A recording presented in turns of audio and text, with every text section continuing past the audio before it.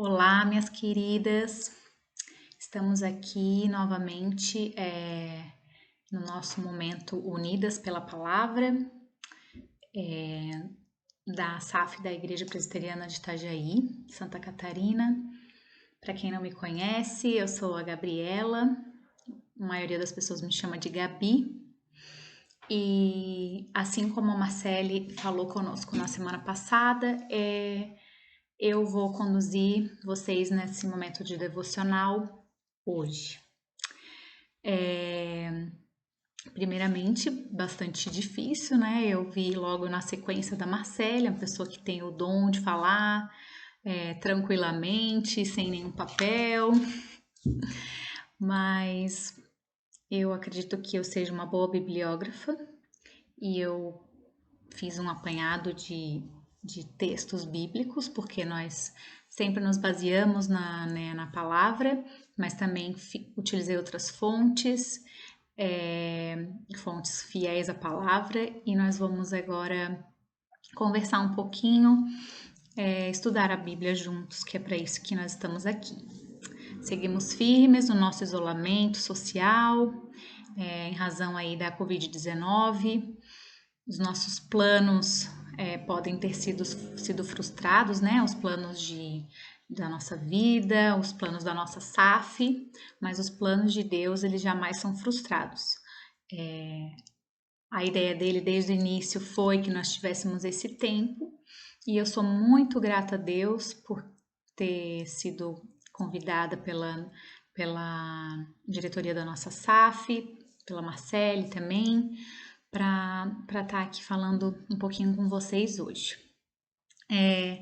O texto da devocional da semana passada, ele nos trouxe assim com bastante clareza o que Deus é, né? Quem é o nosso Deus? Quem é esse Deus em quem a gente confia? Em quem a gente deve confiar, né? A Marcele falou sobre o Salmo 20 e nós podemos ser muito edificadas com essa palavra que ela nos trouxe, onde diz que a gente precisa confiar em Deus, né? Falava lá num dos versículos que uns confiam em carros, outros em cavalos, mas nós confiamos em quem? No nosso Deus, né? Em Jesus Cristo, na rocha eterna, que ele jamais se abala.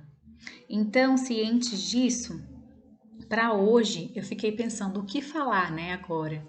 Passado essa uma semana onde a gente pôde fazer os nossos devocionais também na nossa casa e refletir, eu fiquei bastante pensativa e veio uma palavra na minha mente, não à toa, porque eu estou lendo um livro sobre isso, mas veio uma palavra muito constante na minha mente que foi perseverança.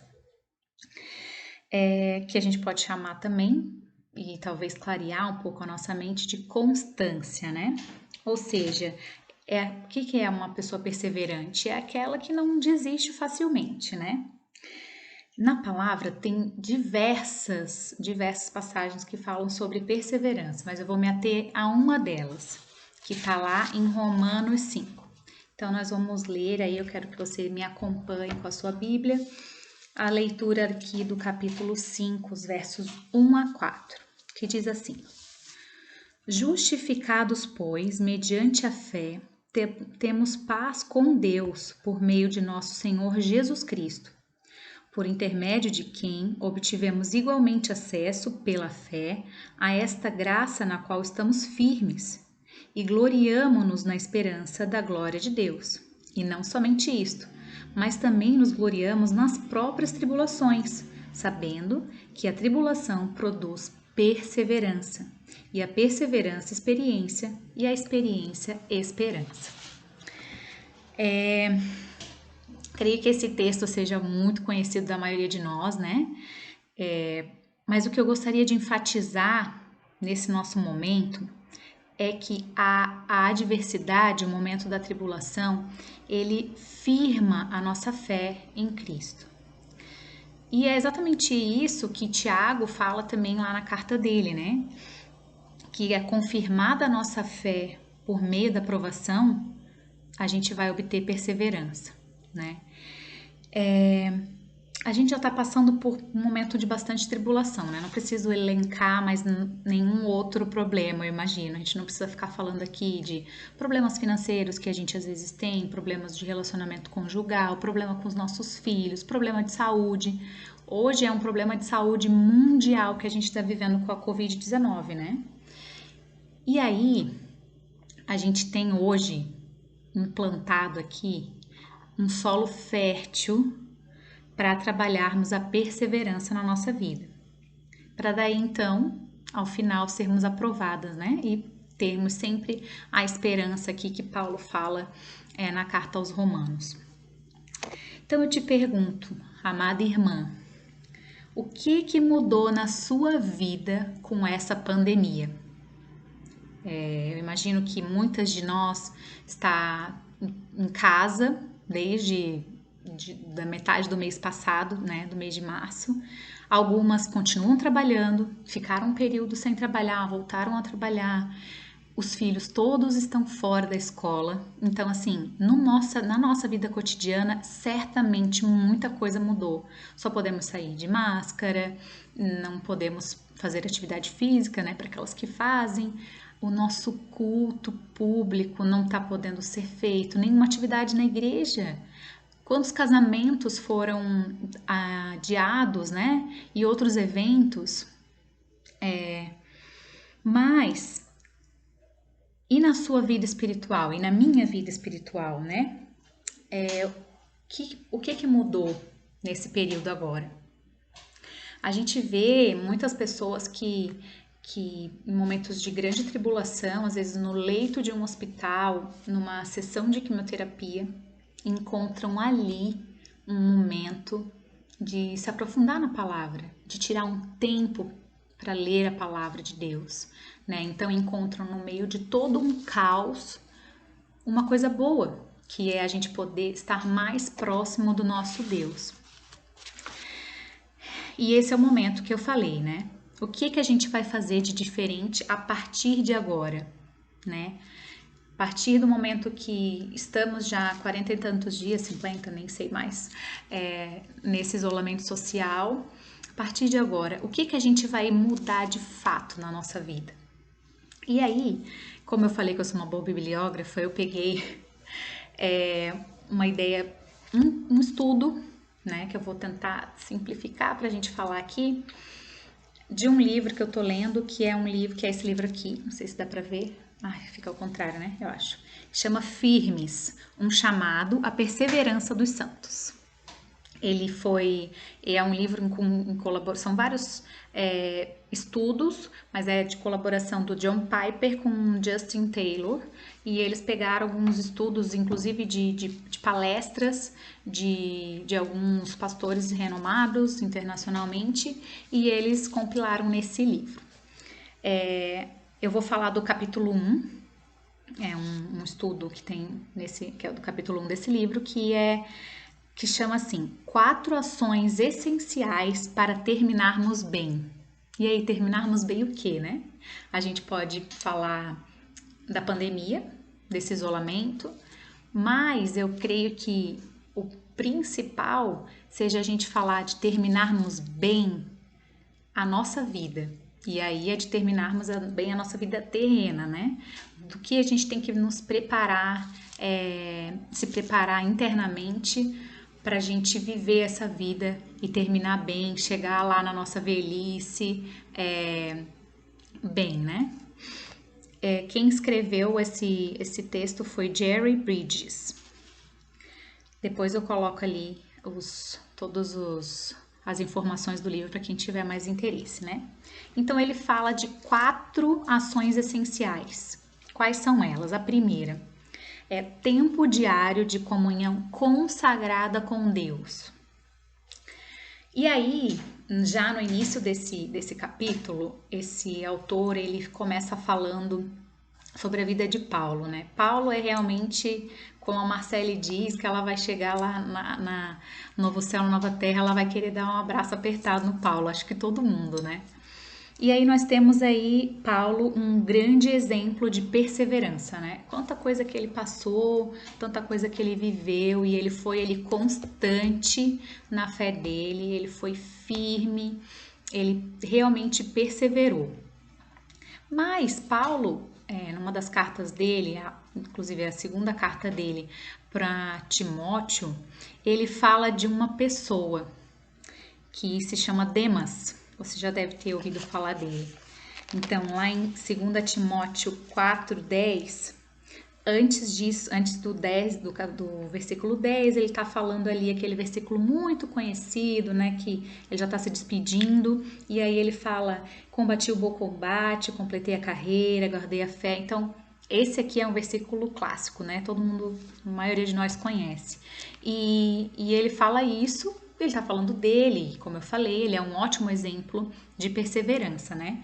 E na sequência, quando ele termina de falar ali dele, ele vem no 10, no versículo 10, um versículo bem pequeno, e ele fala assim, no 9 ele fala: procura vir ter comigo depressa, falando para Timóteo. E no 10, porque Demas, tendo amado o presente século, me abandonou e se foi para Tessalônica.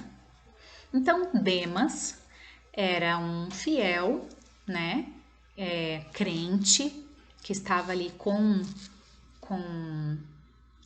apoiando Paulo, assistindo, mas ele largou a Cristo, né? Amou mais o presente século, amou mais o mundo e deixou Paulo ali sozinho. E por que Demas é um exemplo para a gente usar aqui, né? Nessa questão? Porque ele não foi perseverante, né?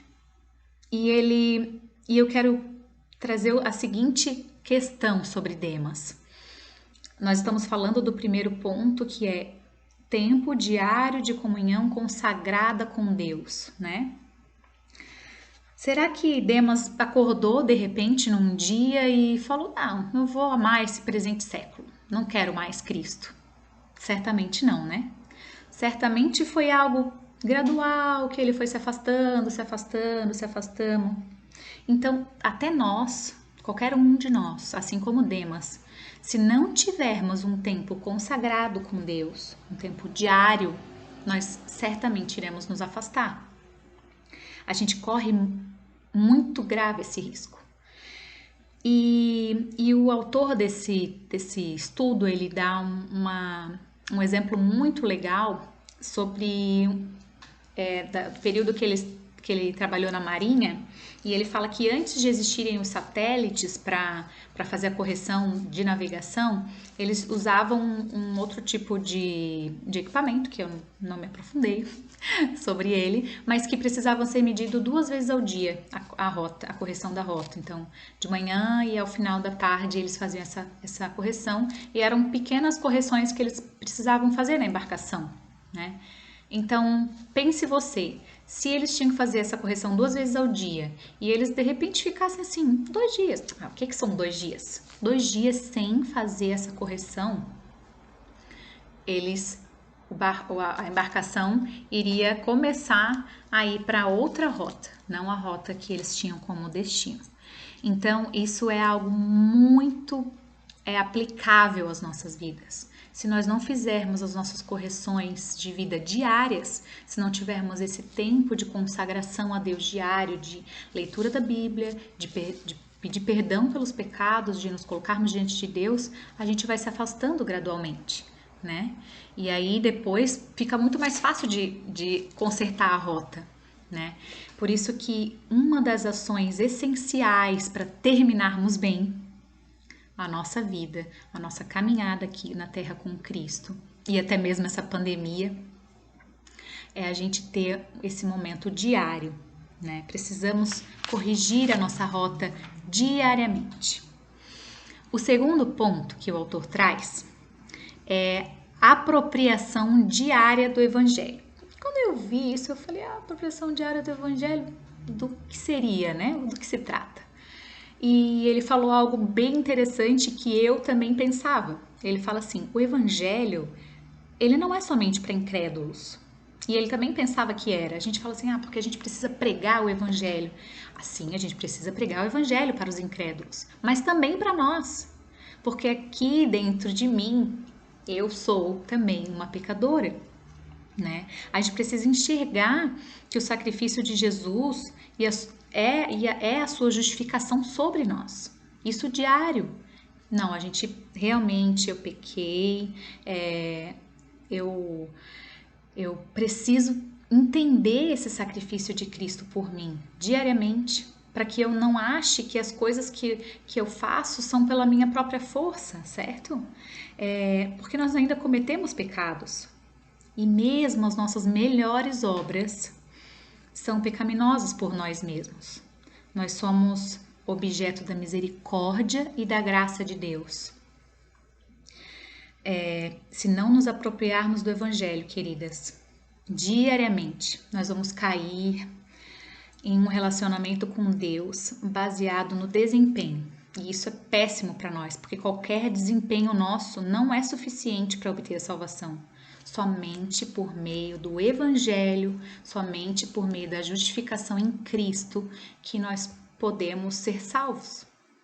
Então, a apropriação diária do Evangelho é essa consciência que a gente tem que ter lá no nosso momento devocional, lá na nossa consagração diária para com Deus, ter essa consciência de que nós, por nós mesmos, nós não conseguimos, somente pela graça do Senhor Jesus.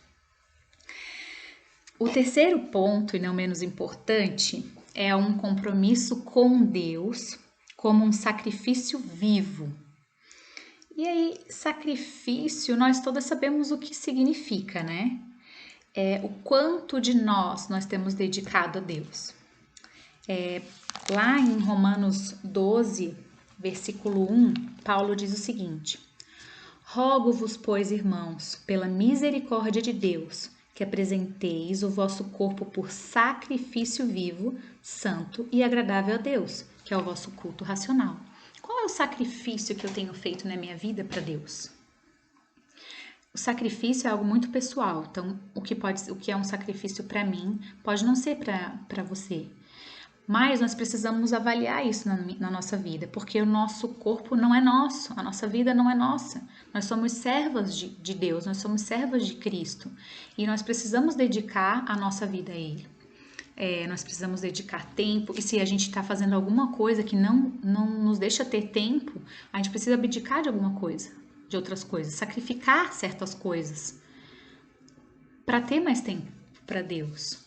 Se de repente seja algo relacionado até ao trabalho, estou trabalhando demais e isso vai me custar as horas extras que eu estou recebendo, e aí é um sacrifício que entra o financeiro, de repente eu tenho que abrir mão daquilo, né?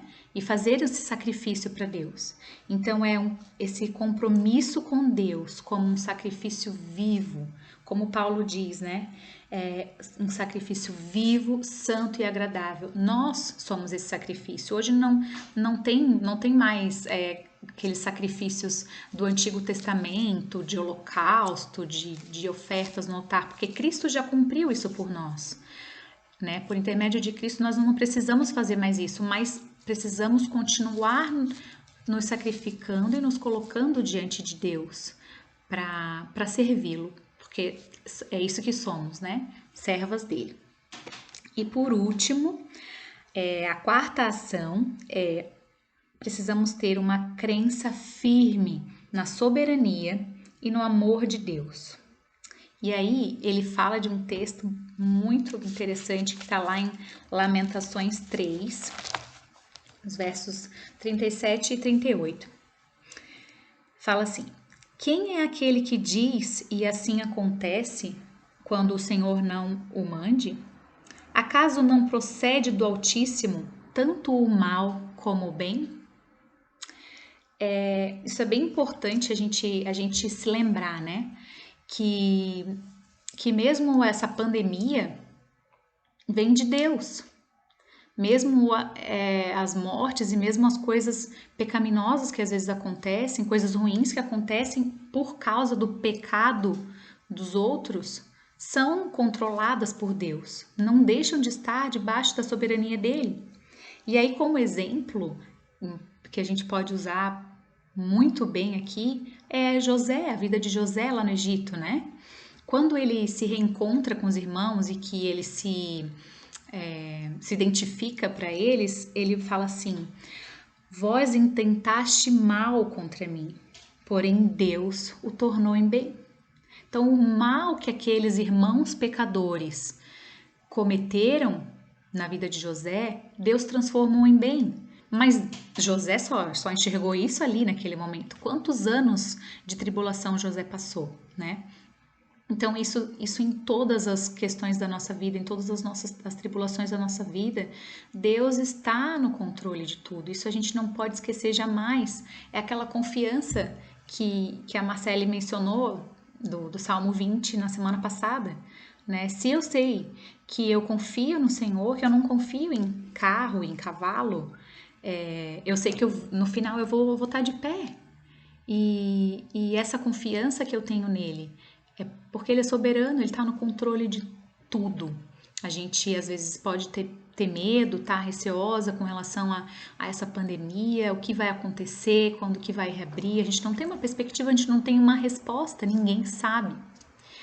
Mas Deus sabe. E a gente pode depositar todo esse medo, toda essa nossa fragilidade nas mãos dele.